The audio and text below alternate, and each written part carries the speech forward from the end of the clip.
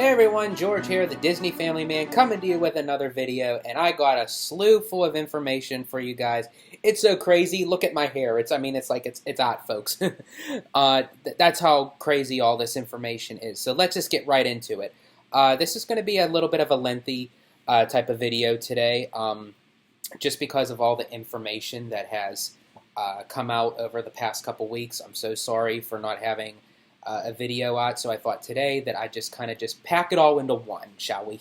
So let's start by, as far as, like, this is, again, a slew full of Disney Parks news, starting with Walt Disney World's 50th anniversary, that Disney had recently released the promo commercial to headline the 50th anniversary of Walt Disney World. And a lot of people kind of have mixed reviews on it because it's more so to headline like the start of the celebration, which starts October 1st of this year, 2021, which is the actual anniversary date of when Walt Disney World first opened to the general public. And a lot of people are excited, they're hyped for it, they're ready, but a lot of dedicated diehard Disney fans are very disappointed because it was basically a minute commercial that just headlines lights on the iconic symbols of the four Walt Disney World theme parks, which is Cinderella Castle, Spaceship Earth, Tower of Terror in this case for Hollywood Studios, and the Tree of Life for Animal Kingdom. And a lot of people are just saying it's just lighting up the four icons of the parks. What's it all about? And given the circumstances of what's been going on over the past over a year, that Disney has to play catch up. They have to get things together and figure out what their next step is. And a lot of these steps are taking into protocol, which I will get into in a little bit. But it's more so to the fact of, getting the promotion out. That's, I think, Disney's main focus, is to get this promotion out, to say, hey, come visit us for Walt Disney World's 50th anniversary. Is it exactly what Disney had planned? No, I'm for sure Disney had a fireworks show, a nighttime parade that was rumored for the 50th anniversary, a lot of different kind of things that popped up throughout the resort. Of course, the new attractions, Tron, Guardians of the Galaxy, Cosmic Rewind, was supposed to be ready and opened. A newly refurbished Spaceship Earth, the Mary Poppins section of the United Kingdom Pavilion at Epcot was not supposed to be ready, but it was supposed to be under refurbishment. Ratatouille was supposed to already be open, but fortunately they did get enough done in time that it will open on October 1st. But the Play Pavilion at Epcot, a lot of things more so interconnected with Epcot. But all this stuff was supposed to be either ready and done in time for the 50th or pretty much close to it. And I think it's safe to say that Disney even released what was going to be available during the time, but Tron and Guardians of the Galaxy more so won't be ready until 2022, for which that's why Disney extended this particular celebration to an 18-month prolonged period for people to have the opportunity to go down and visit.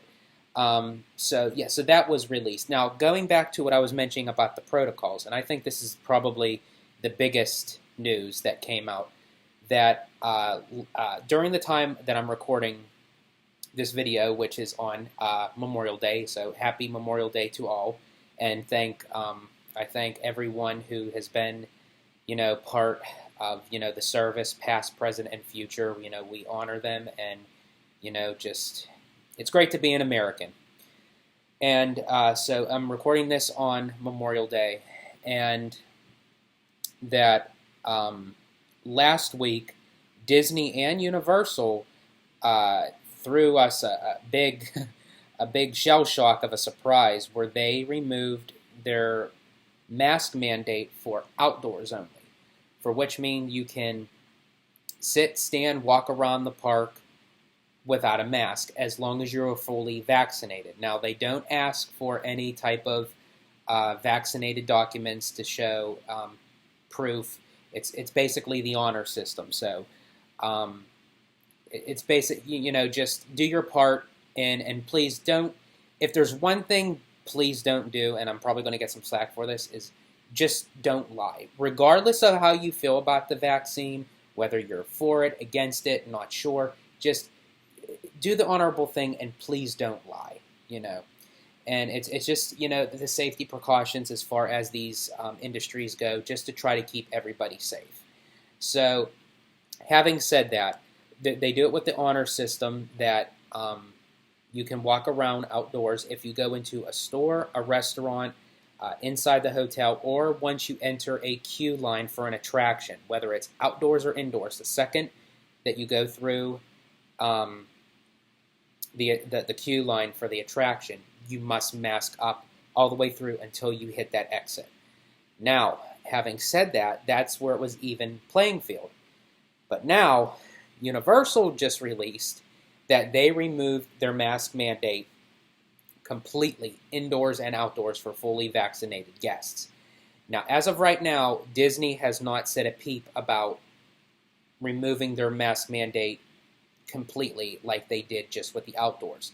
Now, the mayor of Orange County, Florida, I believe is supposed to release a statement regarding to remove the mask mandate after the Memorial Day weekend and holiday, which at the time of recording, as I said, is today.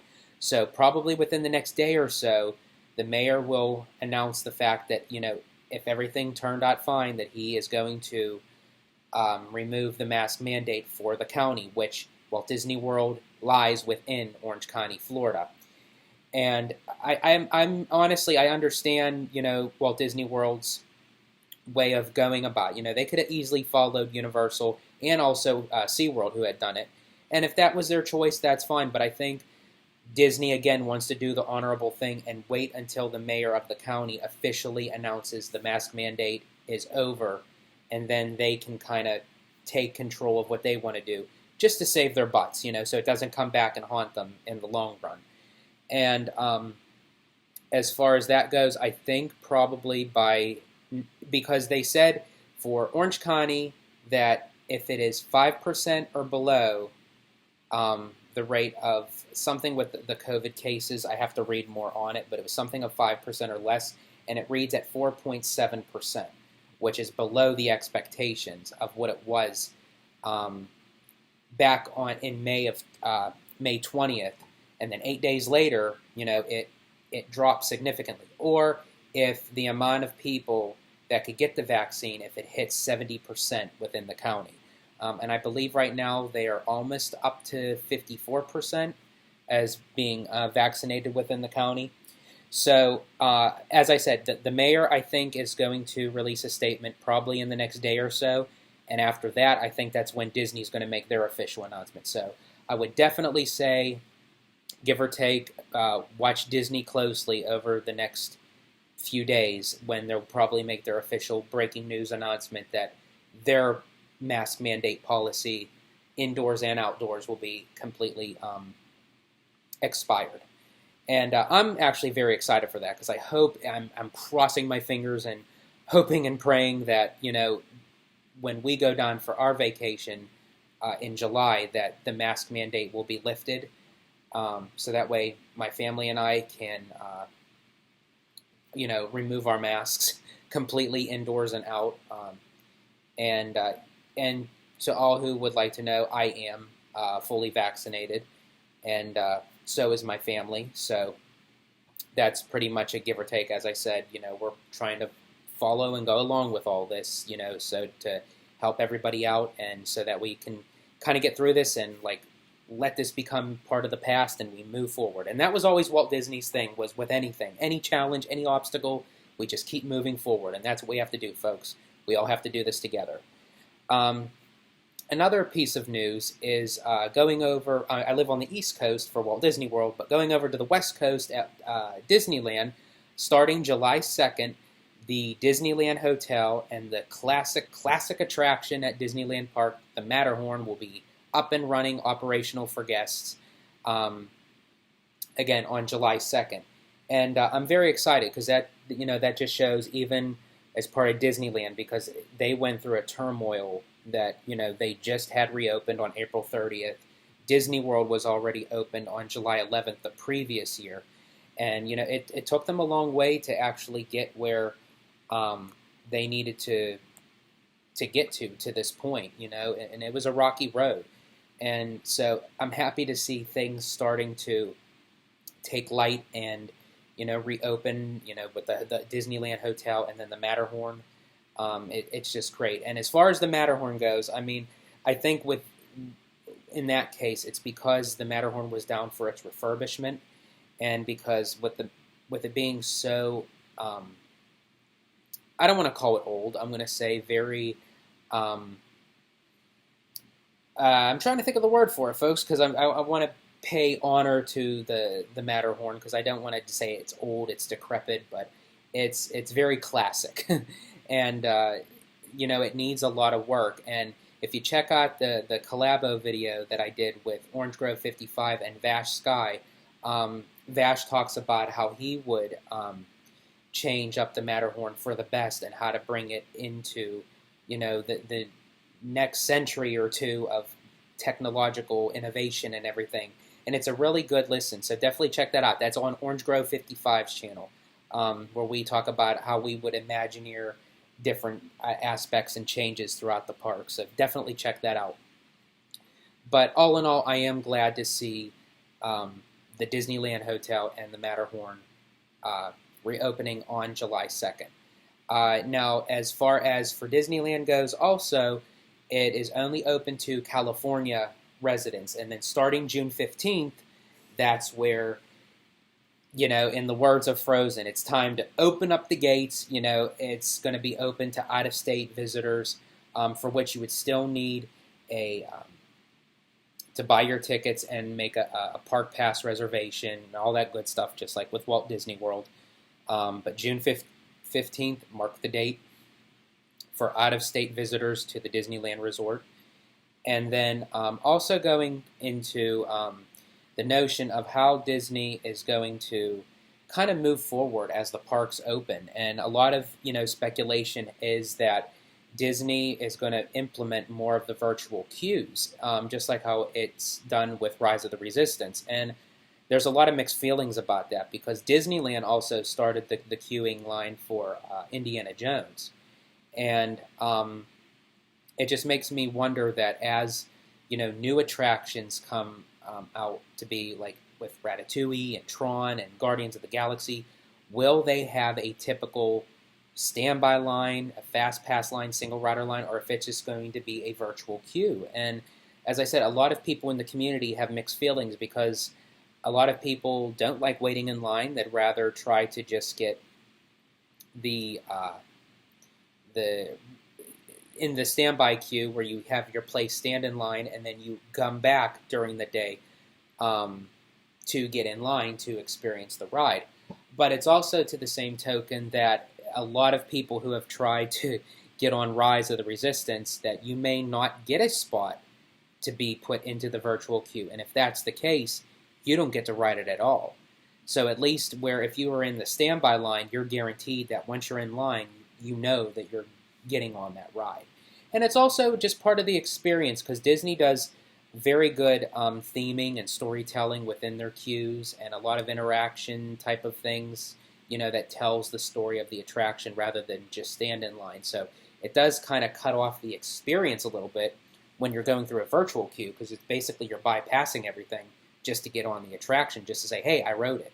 It's not just about riding a ride, it's experiencing the ride. It's going through the motions of how one attraction can carry you through this entire story, and that's what Walt Disney wanted. He wanted to take his storytelling off of the pages, off of the screen, off of the television, and into his theme parks. That's what he wanted. And I just feel that it's kind of diluting it a little bit. Now, am I against virtual queues? No, I'm not. I do believe that they're needed for a certain specific time, for a certain specific purpose, for a limited time, not for a permanent stance within the parks. That's my personal thoughts on it. Let me know what you guys think. And then it's just the whole notion of, I mean, even right now, like Disney is removing all its social distancing markers that are on the grounds. The plexiglasses are coming off of all the attractions, so Disney's really moving forward. And there's even talks that, you know, Happily Ever After at Magic Kingdom Park at Walt Disney World could potentially be coming back this summer. Possibly a lot of talks on July 21st, which I hope it comes a little bit sooner because our vacation will already be over. And I would love to see Happily Ever After again. It's been a long time, but I think it's going to be pretty much around the summertime that fireworks will be coming back to the parks. And kind of going back, that was a side note, but kind of going back even to with the Fastpass, you know, a lot of people are wondering, is Fastpass ever going to come back? And I think it's going to come back, but not to what it was. I think, you know, all this was going to change some point or another, and COVID just kind of pushed everything to come much sooner. And I wish Walt Disney World would adopt the notion of what Disneyland does with its Max Pass system, where it's basically like the traditional Fast Pass, but digitally on your phone, where it's you use a Fast Pass, and then right after you can get another one and just keep going throughout the day. And if you time your timings correctly, you could potentially overlap a Fast Pass where you could have two in one time, as long as you make it before the ending hour that it gives you. That's what I wish Walt Disney World would do, rather than the Fast Pass Plus, where you're only objected to having three Fast Passes per person per day at the theme parks. And, you know, even with the Park Hopper ticket option, you can only park hop once it hits 1 o'clock p.m. And it's like, you know, you can't really jump too much back and forth and you can only do that if there is availability at that second park that you had already made a previous reservation to. So it's like, it's a lot to it, folks. Trust me. If you thought it was difficult to plan and book and have a Disney vacation before, there's a lot more to it now. So just prep and prepare yourself that if it's your first time at Walt Disney World, you're going to have to do a little bit of legwork. Especially if you're not used to it. And for us folks who've been there, 25, 30 plus times, you know, it's definitely a change, you know, in environment that, you know, we have to adapt ourselves to right now. And it's just getting to the question of, again, another video that I have done a collaboration with Orange Grove 55 and Vash Sky is Disney becoming too expensive? You know, can the typical normal middle-class family be able to have that experience, you know, not even just once in a lifetime, but just in general? You know, can they go more than once, or is it, you know, that one-time thing and it's like you can never go again? And it's almost like where the way the world is now, it's like it only caters to like one type of person. Now, is that going to stop me from ever going to Disney? Absolutely not. I'm still going to do everything possible to get there. But it would just be nice that Disney has all of us in the back of their minds to say, we're going to try to get as many people here, no matter what level they're on, you know, financially, you know, that they could still have an opportunity to come. And that's what it was like with the value resort hotels. And right now, the value prices are more moderate. You know, you don't see value prices anymore. You know, they used to be between $50 and $70, $80. You can't get anything below like $160 a night, you know, for a value resort. And that used to be the moderate price. Now the moderate prices are like $200-300 a night minimum. But that's just my concern. And I don't want Disney to go down this path, because I want Disney to have the best reputation it could have of how it was for now going on almost 100 years of the company. And I'm not just talking about the theme parks. I'm talking about the company as a whole. That, you know, in 2023, it will mark the 100th anniversary of the Walt Disney Company. You know, back in on October 16th, 1923, the Walt Disney Company was founded. And it came a long way. It went through a lot of obstacles and challenges, and and it made it through. And this is just another one that it has to go through.